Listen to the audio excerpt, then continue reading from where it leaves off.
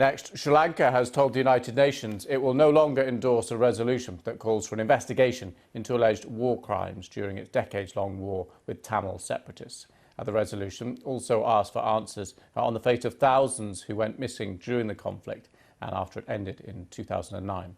Rights groups say the decision is a slap in the face for relatives of the victims. Our correspondent, Anbarasan Ethirajan, reports from the capital, Colombo. A happy day out for many Sri Lankans.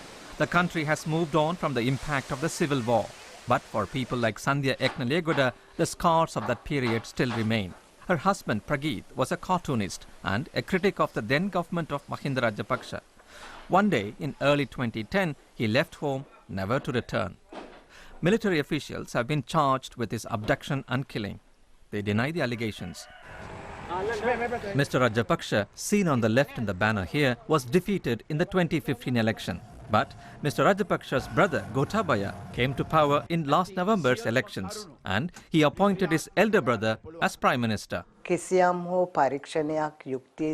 investigations to find justice actually began only in 2015.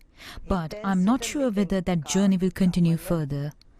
The main reason is after this government came to power, they have transferred the officers who investigated the case. I don't think there will be justice.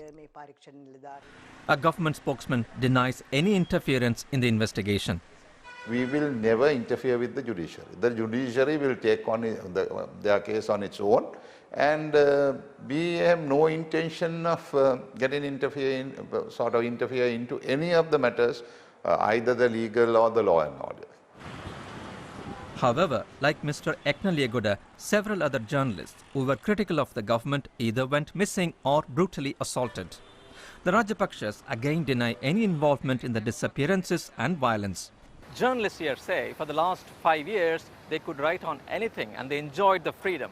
But now things have changed. They are now subjecting themselves to self-censorship. They are having concerns about their security. But the new president, Gotabaya Rajapaksa, has assured the media owners that the government will not interfere with their work. But not many are convinced by the assurance. Journalists, I think, everybody is holding back. They've got things to say, like, expression of free will. That's been a bit, curtailed, I think. The mood for journalists at present in the country is a bit unpredictable. The new government is keen to put the past behind it. It argues it's the way to achieve development and prosperity.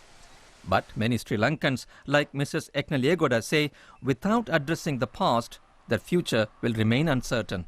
Anbarasan, Ethirajan, BBC News, Colombo.